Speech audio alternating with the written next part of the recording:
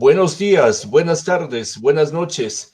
Continuamos entrevistando a personajes importantes del país y el mundo.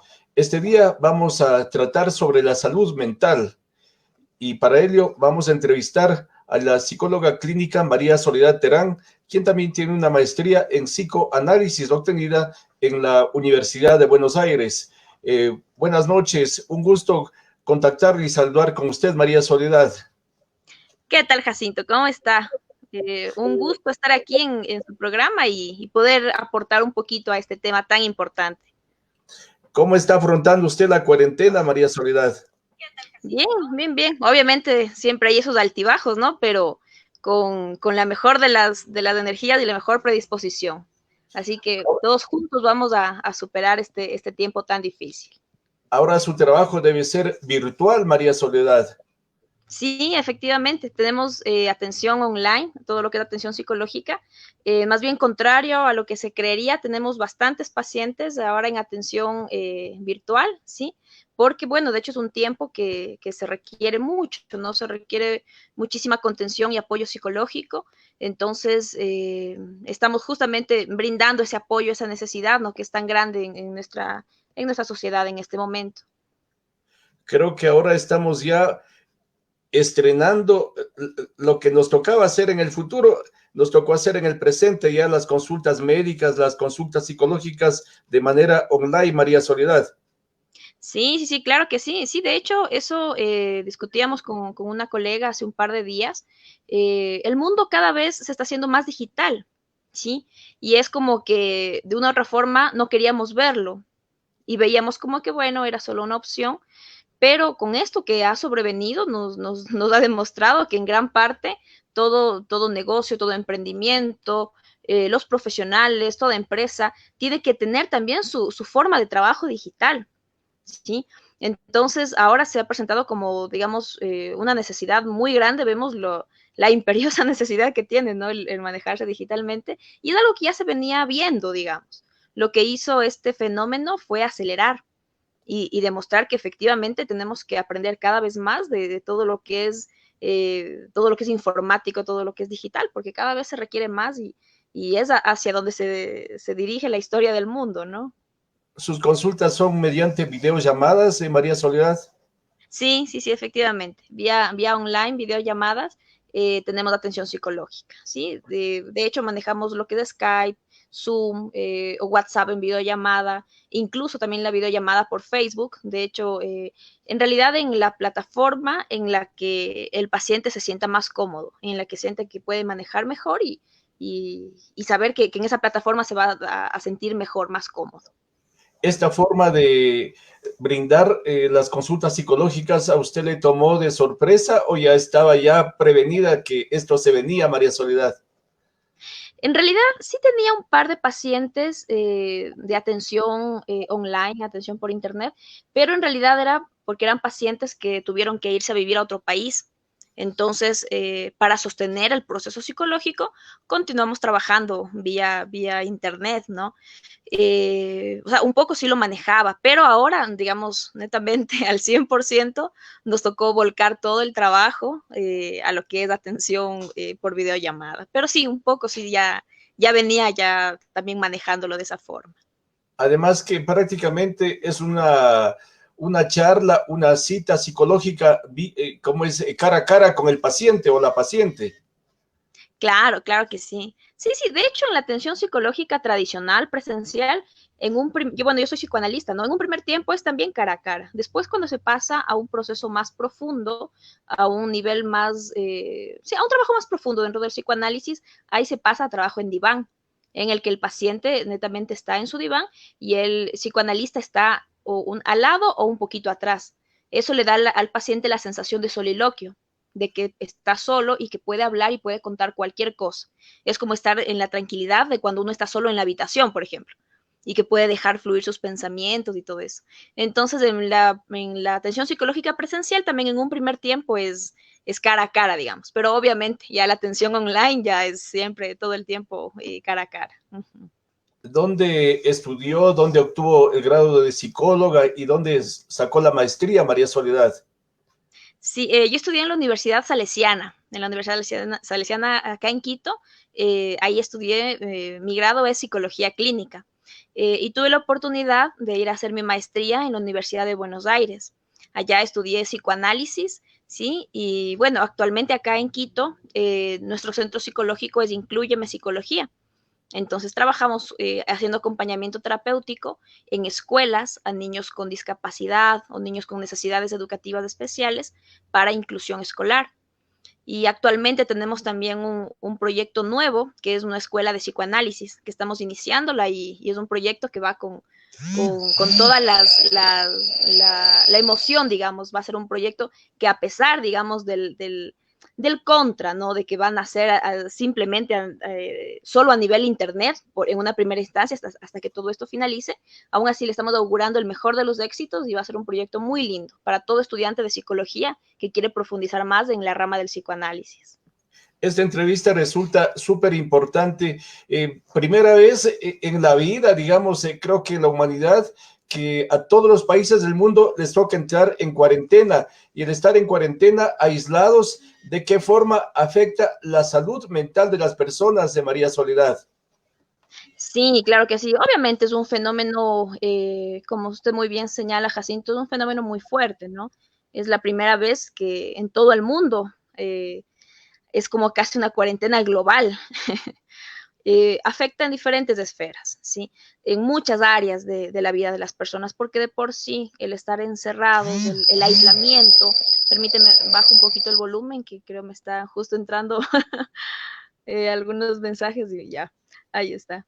Entonces, propiamente el entrar en aislamiento provoca propiamente que el ser humano se encuentre en primera instancia con sus propios fantasmas, digamos, ¿sí? Porque el ser humano, los seres humanos somos expertos en huir de los fantasmas internos, de los temores internos, a través de una multiplicidad de cosas que tenemos que hacer. ¿Sí? Entonces, cuando uno tiene que estar encerrado y tiene que estar en el domicilio, con la familia, encerrado en un momento, hay momentos en los que la persona va a encontrarse de forma más profunda con muchos de sus fantasmas internos, ¿sí? Entonces, de hecho, todo este encierro, todo este aislamiento es un momento importante para uno conocerse mejor, ¿sí? Si es que uno puede transformar, digamos, este aislamiento o esta situación tan negativa en algo positivo, le puede ayudar a la persona a sembrar en gran parte para su vida futura. ¿Sí?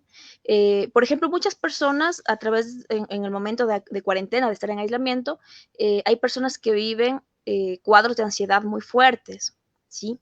La ansiedad por sí no es mala, no es negativa. La ansiedad es un mecanismo de defensa que se activa, digamos, en el ser humano cuando ve un peligro, y es como un mecanismo de defensa que le anticipa que tiene que huir o que tiene que hacer algo porque está en peligro.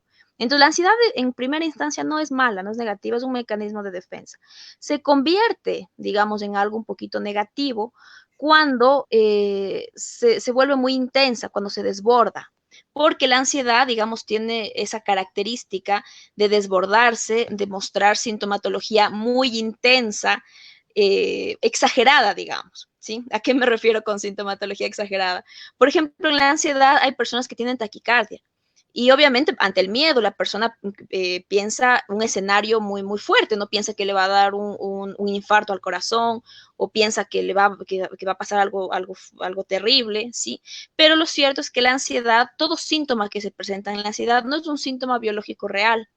Entonces la persona tiene que tener esa tranquilidad y esa certeza de que lo que tiene que hacer, obviamente, manejar la ansiedad, controlarla, sobrellevarla más que nada, pero no le va a pasar nada biológico, ¿sí? No le va a dar un derrame cerebral, no le va a dar un infarto, no le va a dar nada. Eso las personas, cualquier persona que sufra un cuadro de ansiedad, tiene que tener esa certeza, porque eso a veces es lo más intenso en un cuadro de ansiedad, que la persona cree que biológicamente le va a pasar algo terrible, ¿sí? Entonces, número uno, tener la certeza de que todo síntoma que le venga en cuadro de ansiedad no es un síntoma real, biológico, ¿sí?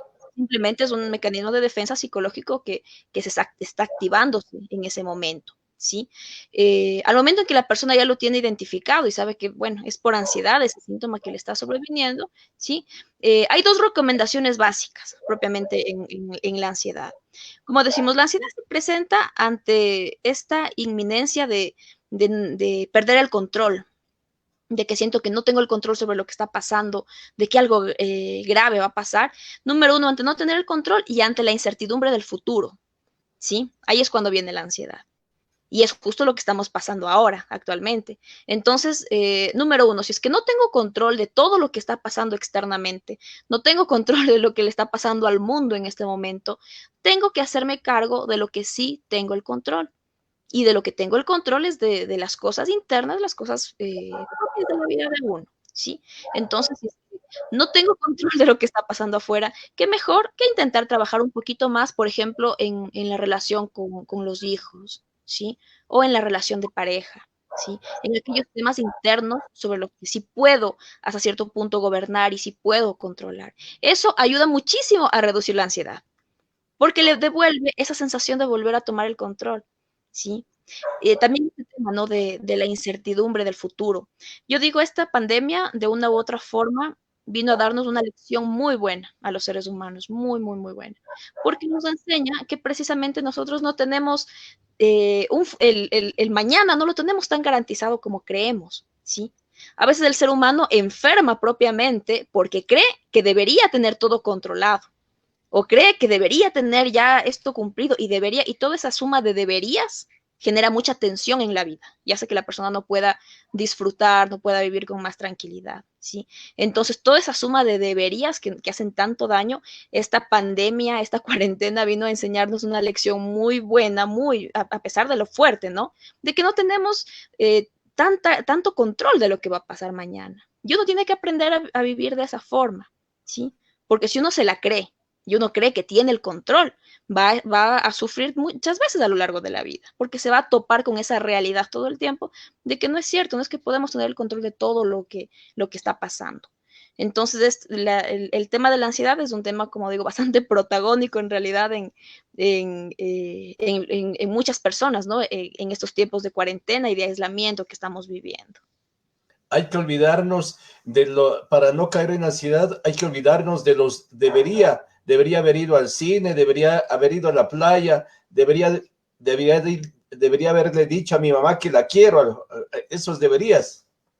Sí, sí, sí, claro que sí. Sí, porque vivimos, como decimos, el ser humano vive con mucha presión y mucha tensión de todas las cosas que debería haber hecho o lo que ya debería tener o lo que debería hacer, ¿sí? Y eso le hace propiamente olvidarse de todo lo que ya tiene y de disfrutar y de valorar todo lo que tiene, ¿no? Propiamente. Entonces sí es súper importante en este tiempo. Yo digo, esta cuarentena y esta crisis nos lleva a valorar y a reconocer todo lo que ya tenemos, ¿sí? Y también es súper importante recordar que si es que uno valora, y ahorita, yo siempre digo esto, yo creo que el tiempo de crisis, y bueno, y no solo yo que lo diga, ¿no?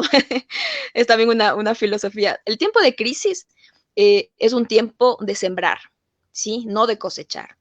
¿Sí? No sé si usted habrá escuchado la típica frase, ¿no? Que dicen que en chino la palabra crisis también significa oportunidad.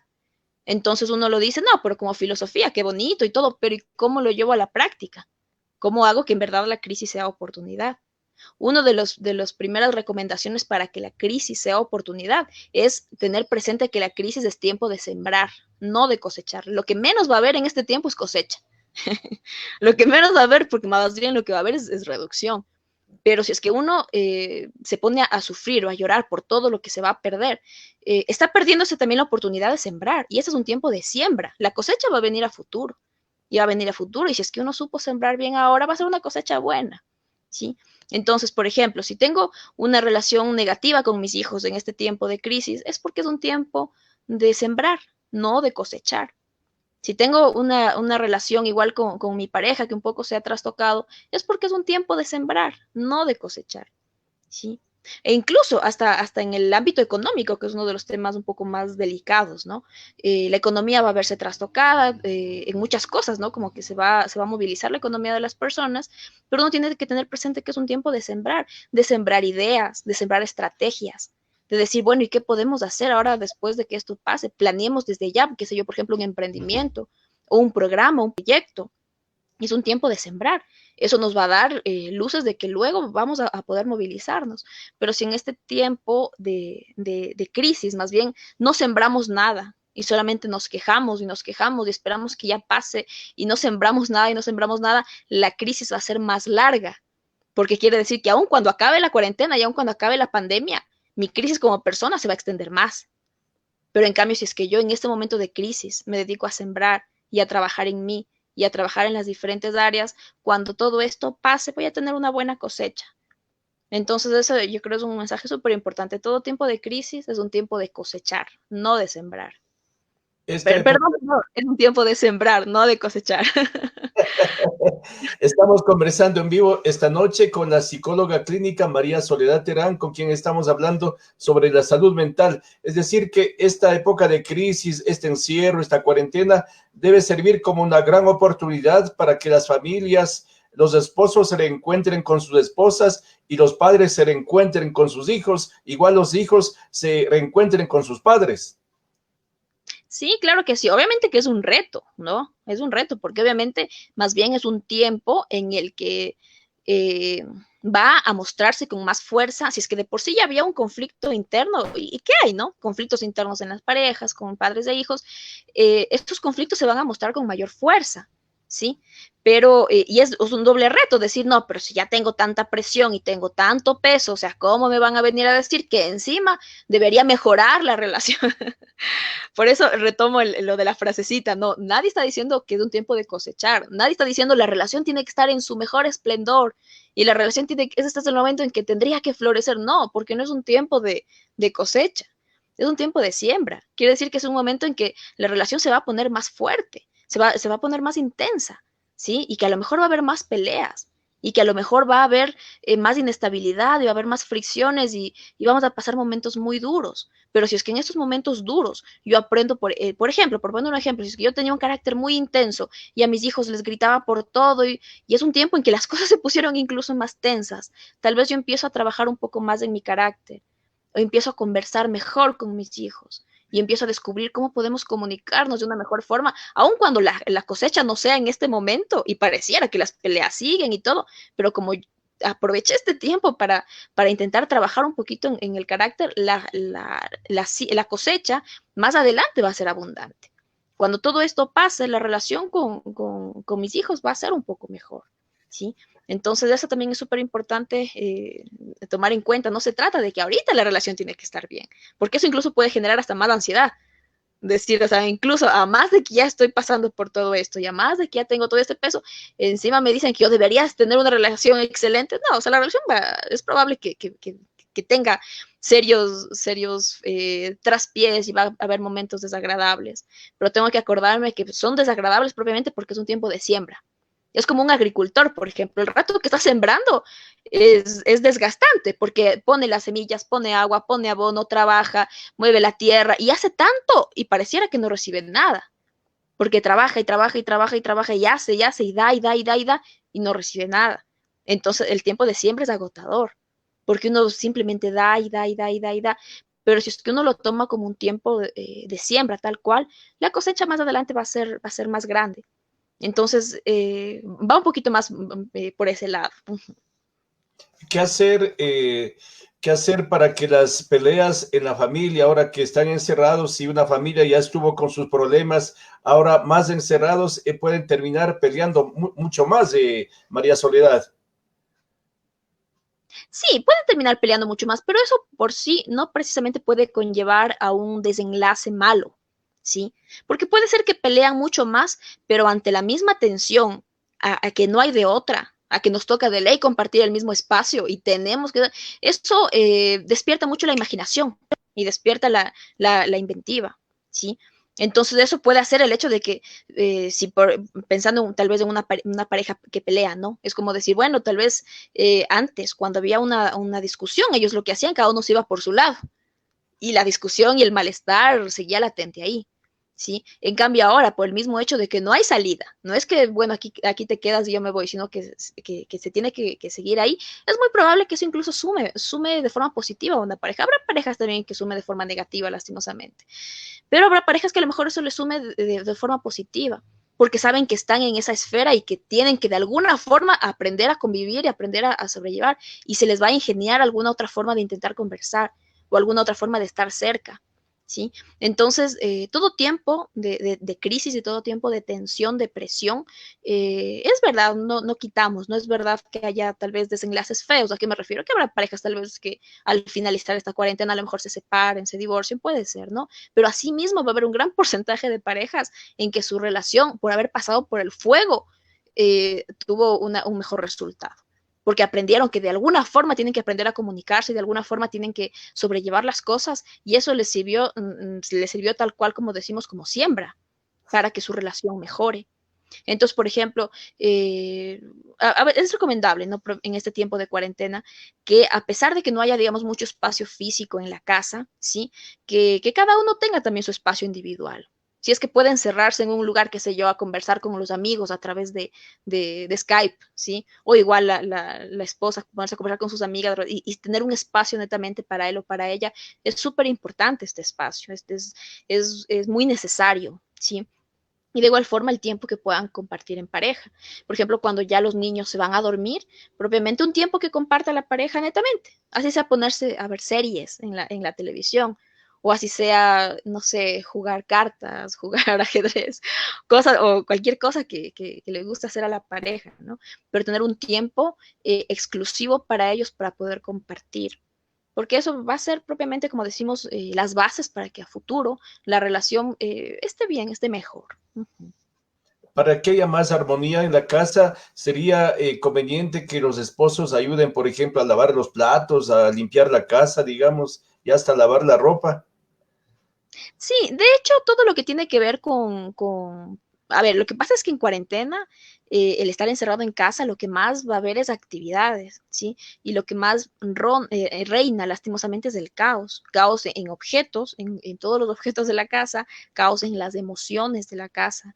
Entonces, por ejemplo, algo que ayuda mucho a las familias en este tiempo de cuarentena es tener como una especie de una agenda del día, ¿sí? Eso incluso a los niños les da muchísimo orden.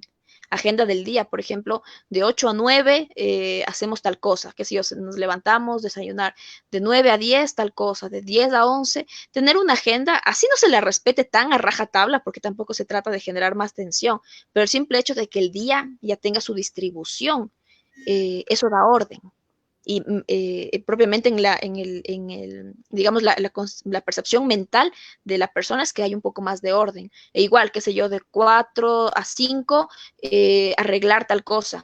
Tal persona arregla el baño, por ejemplo.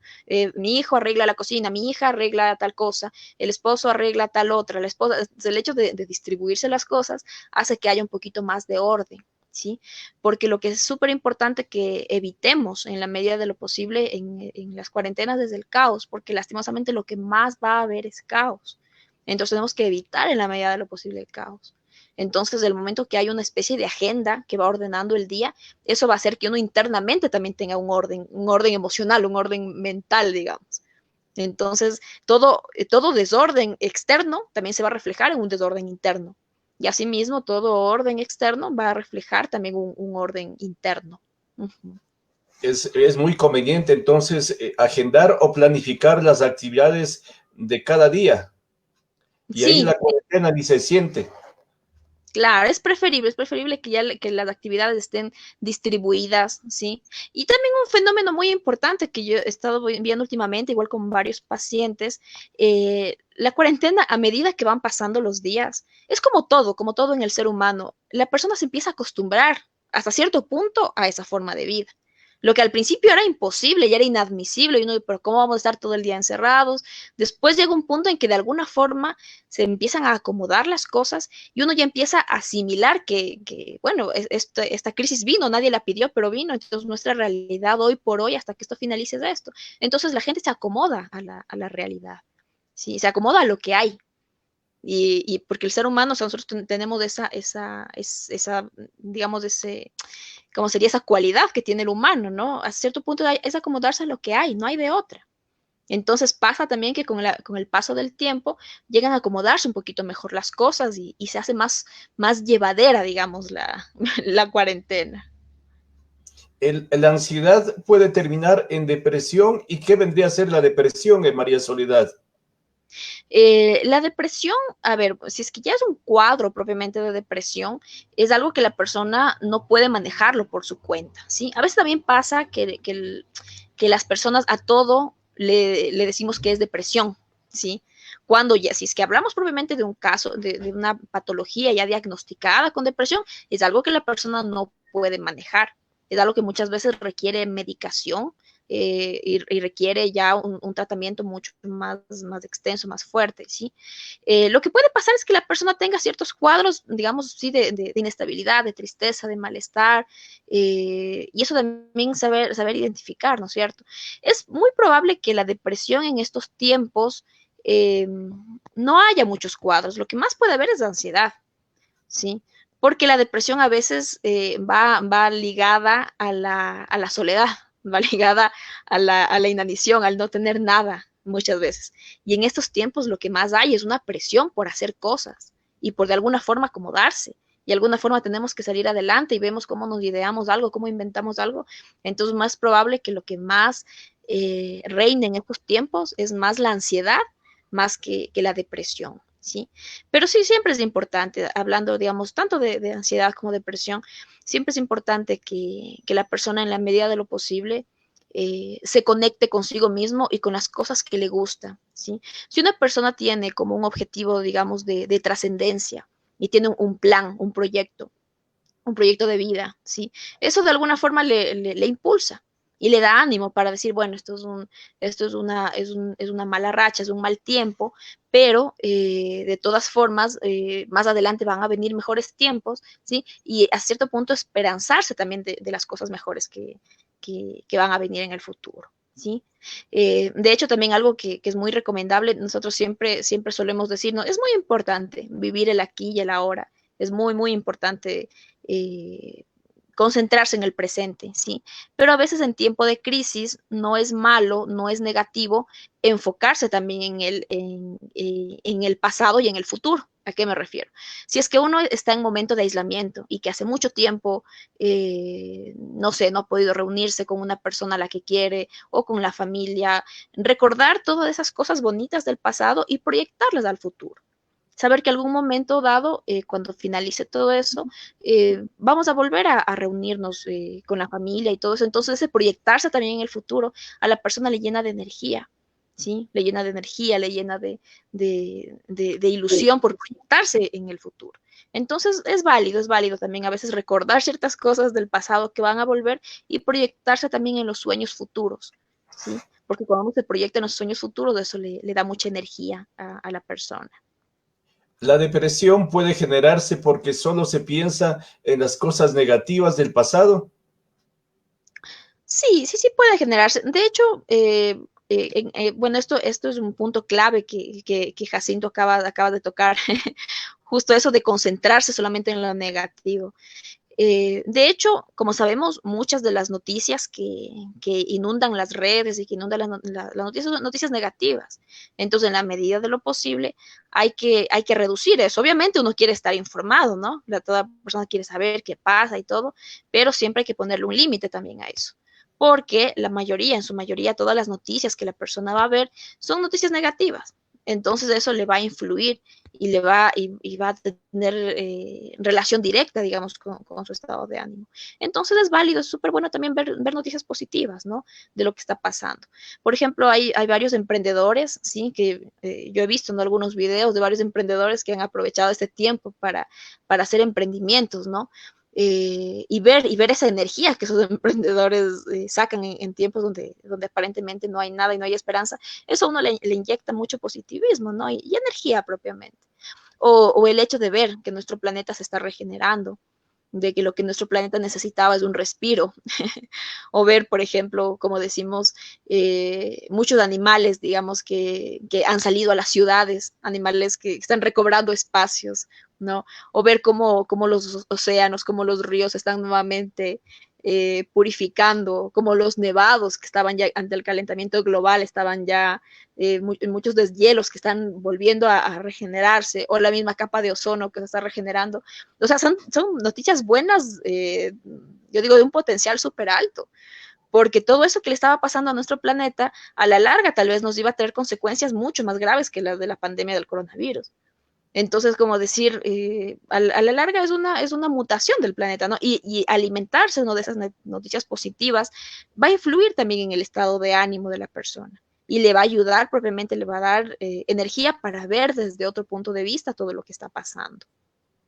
Todos debemos tener la fe, la fortaleza de que saldremos adelante de este virus, de esta cuarentena, María Soledad. Sí, sí, sí, claro que sí. Lo más importante, nunca perder esperanza, nunca perder la esperanza, nunca pensar que no sé, que esto no vaya a finalizar. También tener presente y tener muy consciente, estar muy conscientes de que esto es un proceso de transformación, ¿sí? Es como decir, un proceso de transformación en el que de una u otra forma tal vez no volvamos a ser exactamente como éramos, pero nos podemos transformar en una mejor versión también de nosotros mismos, ¿no es cierto? Entonces, tener presente que eso es un proceso netamente de transformación, ¿sí? De que es un proceso en el que tenemos que pulir nosotros, lo mejor de nosotros, y que al finalizar, más bien lo que finalice propiamente la cuarentena, toda esta crisis, y finalice, digamos, esto de la pandemia, ¿no? Que ya haya las vacunas, saber que todo este proceso en el que nosotros entramos nos transformó y que nos hizo propiamente construirnos y en algo mejor del estado en el que estaba. Ahora, hasta que encontremos la vacuna, todos tendremos que acostumbrarnos a vivir con mascarilla y con guantes, María Soledad. Claro, claro que sí, sí, sí, sí. Sí, de hecho, como decimos, o sea, es una nueva forma es una transformación, es una nueva forma de vivir en muchos aspectos, ¿no? O sea, si algo yo creo es inminente, es que el mundo no va a volver a ser el mismo, y no en un sentido negativo, sino en un sentido propiamente de transformación. O sea, toda transformación, todo proceso de cambio conlleva un tiempo doloroso, conlleva un tiempo de acomodación, ¿sí? Entonces, todo ese tiempo de acomodación puede ser que no sea del todo positivo, que no sea del todo cómodo, o que nos haga sufrir, o que nos haga pasar en un mal estado, pero es un tiempo que nos va a transformar, ¿sí? Porque el mismo hecho de que ahora todas las personas estemos enfocadas, ¿no? En pensar nuevas formas de trabajar, pensar nuevas formas, eso es una transformación. Entonces, a lo que todo esto finalice, no es que el mundo va a volver a ser lo que era, en muchas cosas cambiará para bien, para mal, y como en todo en el ser humano, ¿no? Pero es un proceso netamente de transformación. Los latinos deberemos dejar de ser tan efusivos, de dar la mano, los abrazos, los besos. Es probable que un poco haya, digamos, esos cambios. Ahora bien, yo lo que creo, pensando netamente en Latinoamérica, ¿no? Algo muy bueno, una lección muy buena que nos viene a dejar esta crisis, es justo esto de que tenemos que aprender a manejar mejor las finanzas, ¿sí? Por ejemplo, yo escuchaba recién a una entrevista, ¿no? De un señor que decía, ¿no? Eh, dice, bueno, pero es que yo tengo que salir a trabajar al día a día porque si no trabajo no como, ¿sí? Y otra persona le respondió, bueno, obviamente estaban creo peleando o estaba muy enojada y le dice, pero bueno, tenía que venir una pandemia para que te des cuenta de que no es sano no tener ahorros y no es sano no vivir el día a día. Obviamente es un tema bien delicado, ¿no? Y también no se trata de traer ese tema, digamos, a este espacio, pero yo creo que sí nos deja una lección súper buena en todo lo que es la alfabetización financiera, porque en Latinoamérica estamos muy acostumbrados a vivir endeudados o a no ahorrar o a pensar de que sí, el día a día voy a trabajar y todo esto, cuando lo cierto es que yo porque he hecho muchos cursos de alfabetización financiera y hay uno de los primeros puntos que le indican a la persona la importancia sobre el ahorro, ¿sí? Y la importancia de no dejarse llevar por las emociones. porque la razón por la que el ser humano se endeuda es por emociones. Es porque quiere comprar un auto al cual todavía no tiene el dinero para comprar, o quiere comprar una casa a la cual todavía no tiene el dinero. Entonces, por no saber administrar bien las emociones, se endeuda. Y la deuda, en realidad, es ser esclavo del deudor, ¿sí? Entonces, yo creo que una lección súper fuerte que nos viene a dejar toda esta crisis que estamos viviendo, justamente esto, ¿no? De aprender, por ejemplo, a ahorrar más. Y uno no puede nomás vivir al día a día. Eso no es sano, no es conveniente. Es una sentencia el vivir el día a día. Porque eso quiere decir que la persona no puede detenerse un solo minuto y peor vivir endeudado. La persona no puede detenerse un solo minuto porque le caen. Creo que es una parábola, no recuerdo exactamente proveniente de dónde, que es muy cierto cuando dice que el deudor es esclavo a quien debe, ¿sí? Entonces, netamente es ser esclavo, porque mientras no pague es como que le perteneciera, digamos, a esa persona y no puede vivir con tranquilidad. Uh-huh.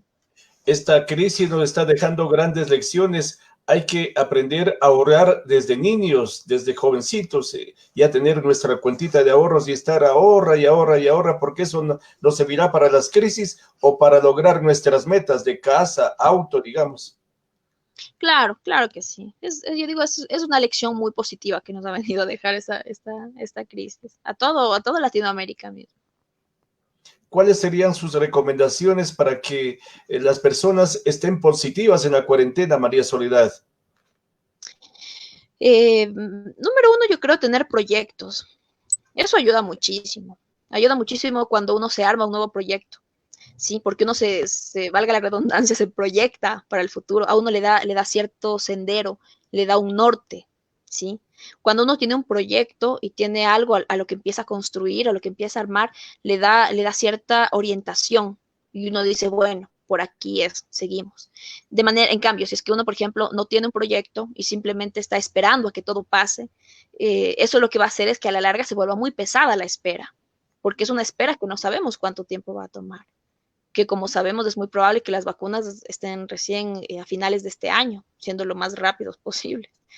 Entonces, sí es preferible, o sea, en lugar de simplemente esperar, tener proyectos y armar ciertas cosas y armarlas desde ya.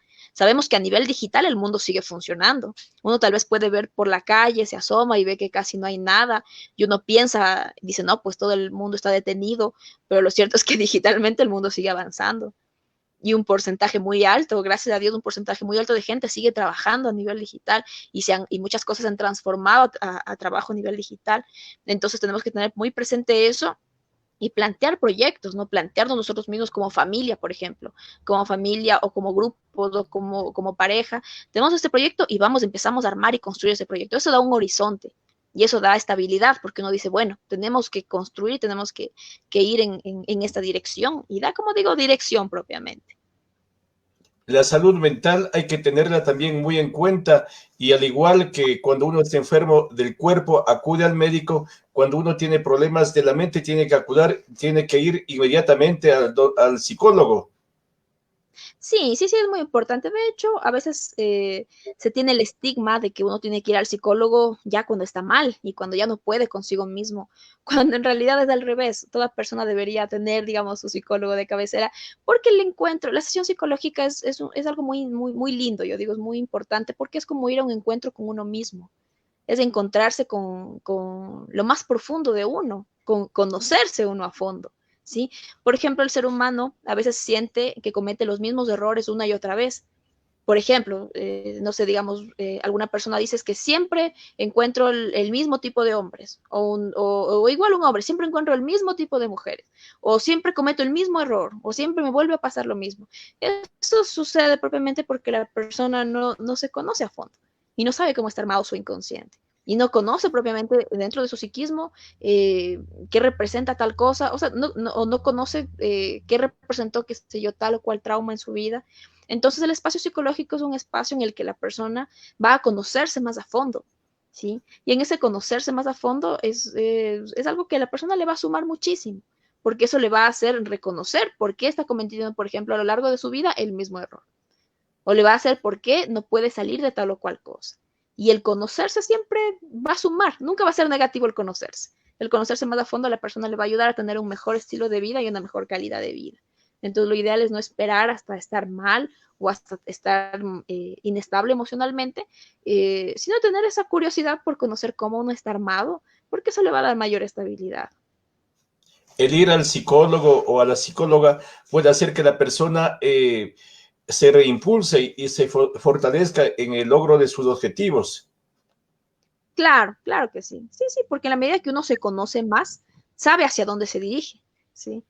La persona que vive su vida con más entusiasmo es la persona que tiene, como decíamos, un proyecto, un propósito, un plan. Y ese plan no surge de la nada. Ese plan surge de conocer sus anhelos más profundos, de conocer cómo está ensamblado su psiquismo, ¿sí? Entonces, a la medida que la persona se conoce mejor, va a tener un mejor estilo de vida, va a ser más fiel consigo mismo, va a ser más congruente consigo mismo. De hecho, la salud mental se da cuando la persona es congruente lo que piensa con lo que dice, con lo que hace, ¿sí? Generalmente la inestabilidad o la enfermedad a nivel del psiquismo se da cuando la persona piensa una cosa, pero hace otra cosa, pero dice otra cosa, o sea, está disociada, está dividida. Pero en cambio, si es que en la medida de lo posible la persona tiene esa armonía, ¿no? Entre lo que piensa, lo que dice y lo que hace, le va a dar una mayor estabilidad a la persona. ¿Los psicólogos son una especie de sacerdotes sin sotana? No, en realidad no le haría la comparación con un sacerdote, porque el sacerdote te va a dar un consejo. El psicólogo no da consejos, eso a veces la gente desconoce. El psicólogo lo que te invita es un encuentro contigo mismo, o sea, que te conozcas más a fondo, ¿sí? Pero el psicólogo no te va a dar un consejo porque no es ético. O sea, la persona que mejor sabe de sí mismo es la misma persona. Entonces, una sesión psicológica es como un espacio que el psicólogo habilita para que la persona se encuentre consigo misma y la persona va a encontrar ella misma sus propias verdades y va a encontrar su sendero y va a encontrar su norte, pero por sí misma, ¿sí? El psicólogo lo que hace es habilitarle a que eso pase, ¿sí? Pero no le compararía, digamos, con el rol de un sacerdote, porque el sacerdote tiene más una especie va más a un sentido más como de consejería, de decirte esto está bien, esto está mal. En el espacio psicológico no es que esto esté bien y que eso esté mal. Lo que es bueno para unos es malo para otros, ¿sí? Y lo que para esa persona, lo que digamos algo a lo mejor es malo, para esa persona a lo mejor está bien. Entonces, en realidad el espacio psicológico es un espacio para conocerse más a fondo y la persona mismo va a ir armando sus propias soluciones de vida y armando y conociendo su propio mundo interno para orientar, ayudarle a orientarse y todo esto. Pero es un encuentro, digamos, propiamente con cómo está armado su mundo inconsciente. Además, María Soledad, es súper equivocado el decir que al psicólogo va solamente el que está loco.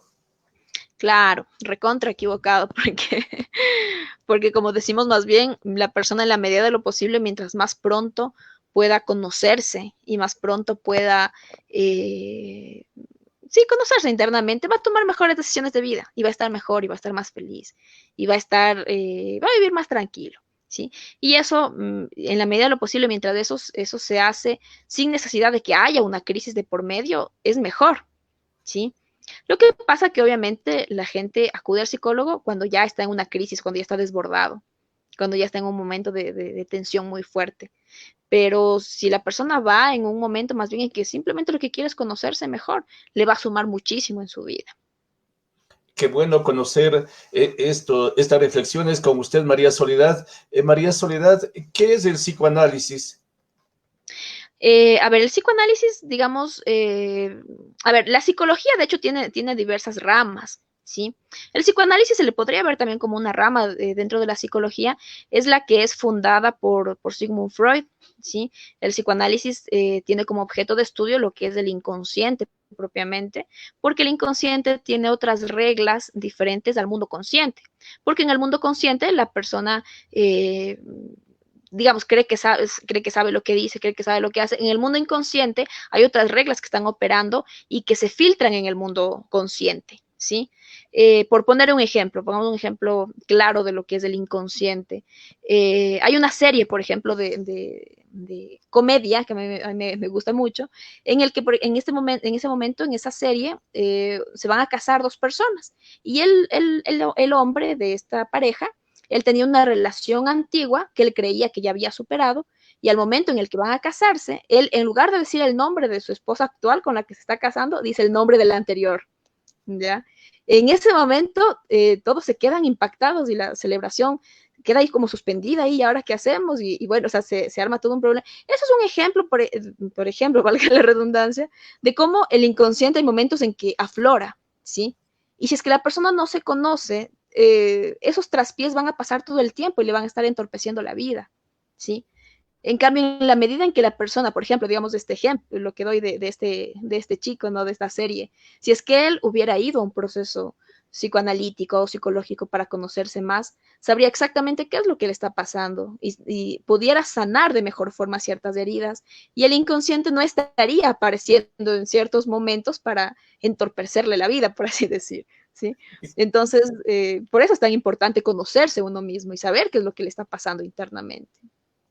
El inconsciente puede revelar verdades ocultas, porque ha habido casos, se ha conocido de que un chico ha estado con una chica y de pronto está ahí besándose y le termina diciendo el nombre de la otra enamorada, imagínense. Claro, exacto, exacto, es una forma de manifestarse, el inconsciente se manifiesta de diferentes formas.